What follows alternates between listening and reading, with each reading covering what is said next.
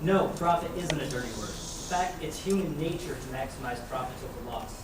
If you're going to reject profit seeking, you really have to reject all of human action. We're all constantly trying to maximize pleasure over pain in all of the aspects of our lives. Trying to get the most out of our limited resources. It'd be silly to try to create something, use scarce resources, making something that we didn't value. The marketplace just allows us to do that collectively in a far more effective manner and to coordinate and adjust our plans with other people. Most of you get excited when you go out and you get a good deal on a product, right? You're pretty excited. And why are you excited? It's because you're profiting. When you buy a good for more, you value it for more than the price you're paying, you're profiting. That's called consumer surplus. And that's present in every transaction you engage in because voluntary exchange is mutually beneficial. You wouldn't purchase a good unless you valued it for more than the money you're handing over. Yet somehow a consumer profiting when they take away resources from others, because when you purchase a good, you're denying other people the use of those resources. So when a consumer profits, when they take away those resources from other people, somehow that's morally fine and no one criticizes that. But the producer, the person who used their mind, their time, and energy to create the good, when they ask to be compensated on that very same transaction, it's somehow morally reprehensible. Doesn't make sense to me. Profit seeking is just the philosophy of conservation. Try to meet as many needs as possible with as fewest resources as possible. Freeing up resources to be used to produce other goods we value and for future generations. Part of that is that we shouldn't use scarce resources to produce things people don't want or value less than the other things that can be produced with those goods.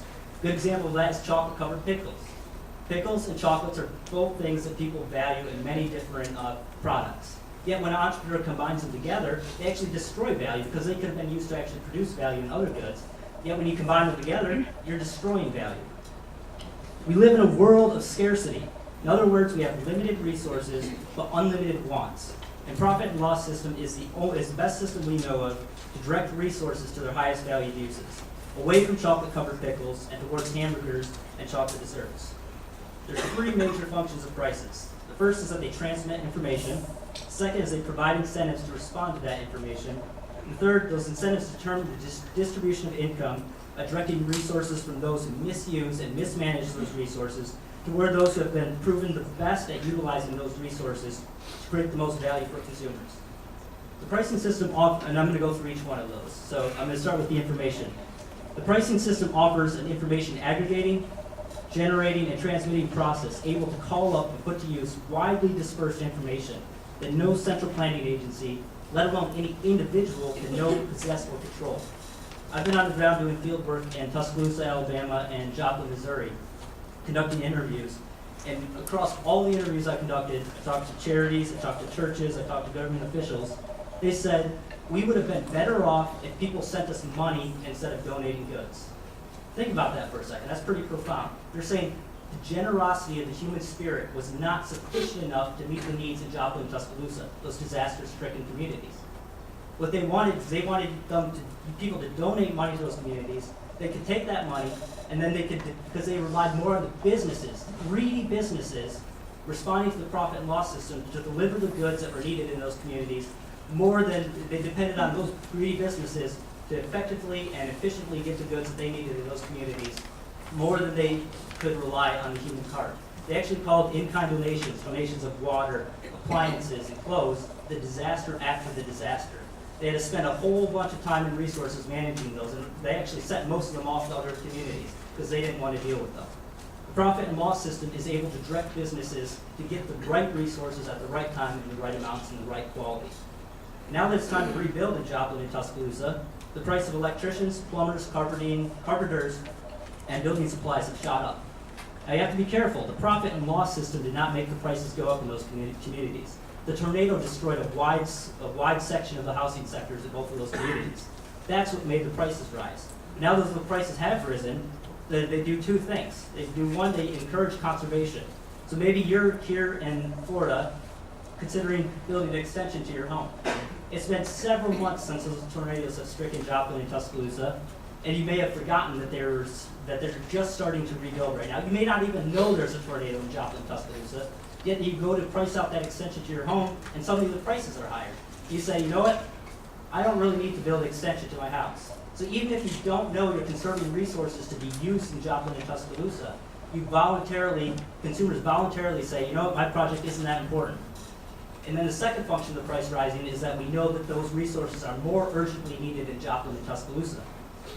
It would take months, probably even years, to evaluate all the other construction projects going on in the country, somehow apolitically prioritize them, and then redirect those resources from those projects to Joplin and Tuscaloosa.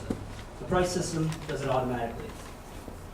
The information supplied by prices is necessary in order to ensure that resources are directed to their highest valued use as dictated by consumers in a complex and constantly changing economy. There is no way any central planning agency could direct those resources with the efficiency that the price system can by aggregating and transmitting the knowledge of millions of consumers and producers. The second function of prices is they provide incentives. What good would it be to send the information to electricians and plumbers and carpenters and building supplies manufacturers that their resources were needed in Joplin and Tuscaloosa without providing incentives? A lot of people hear that and they say, you want to profit off of a disaster-stricken community? Well, my response, I have two responses to that. My first response is, really? You want to sit on your couch? What are you doing to help Joplin and Tuscaloosa rebuild? Sending them your dirty sneakers that they don't need or your clothes that they don't need? And you're going to sit on the couch and criticize the motives of the people that are doing the most to help Joplin and Tuscaloosa rebuild? We shouldn't criticize those people. They're doing more than anyone else to help those communities rebuild. The second response is that to the extent that we are greedy, short-sighted, irrational people, that's precisely why we need the profit and loss system, to harness our natural greedy and indolent proclivities in order to serve other people, including others that we may not know or even like. I suspect that most of you have no idea who made you the shirt that you're wearing right now. You don't know their sex, their sexual preference, their religion, their race, or anything about them. You may even hate that person if you ever met them in real life. Yet you bought it with no consideration because all you cared about was the value you got from that. The profit and loss system eliminates discrimination far better than any legislation or any law could do. The world would be a desolate place with very short life expectancies and terrible living conditions. In fact, life couldn't be sustained for the vast majority of us alive today if the world did not have people pursuing material well-being. Another way to look at this is Reader's Digest every couple of years does this study on honesty and politeness in cities around the world. They leave a wallet with money in it and see if it's returned. They see if people open doors for old ladies. Inveterately, New York City, the center of greedy capitalism, rates near the top in every single one of those as being one of the most honest and politest cities in the world. Another way to look at this is Dr. Heinrich conducting experiments using 15 tribal societies around the globe has found that those with the most contact with capitalism exhibited the least amount of greed and self-interest. All right, number 3, the distribution of income. Now this is a tricky one. Everyone tries to avoid this one because they think that income incentives are good, but can I get a couple more minutes? All right. I'll give you a few more. Sorry. I thought I'd go through this a lot quicker. This is a tricky one. Most people agree with the information incentives provided by prices, but they say, well, can we divorce it from the distribution of income? I argue no, that's impossible. If your income was the same whether you used your natural endowments, experiences, and talents to work hard or not, why would you work hard? If in your classes I took the top performing students, I took grade points from them, if gave them to the lowest performing students, how hard would you work in class? Just watch the transformation of American Idol contests as they compete against each other. It not only creates better musicians for all of us, it provides the incentives for people to push their talents to the limit and explore their full potential. The same thing happens in the marketplace. Every single dollar you spend in the marketplace is a vote. Just like in American Idol, for the best car producer, the best software manufacturer, the best portable music machine manufacturer. You want the best singers getting the limited recording time, concert venues, and airtime, not the horrid pants on the floor singer. Just like you don't want a horrid portable music machine manufacturer taking away resources from Apple and Sony that have proven expertise in their manufacture. You as consumers determine the distribution of income.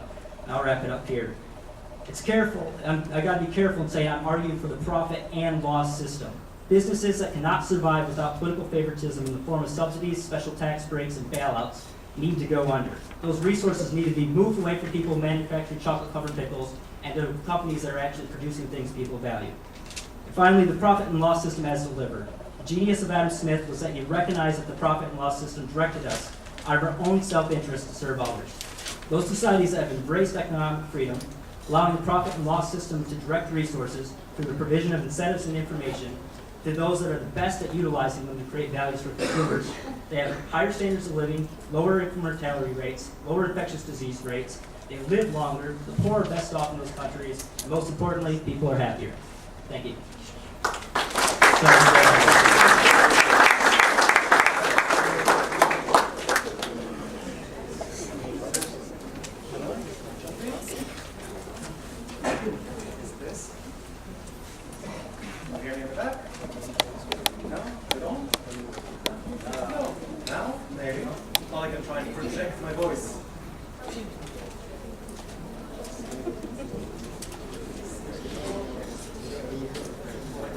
Testing. How about now?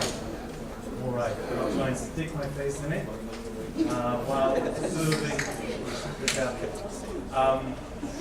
Okay, I'll jump right into it. So, by way of a little bit of introduction, obviously the title has drawn a wonderful crowd. That's great. Sure, it's not only free food.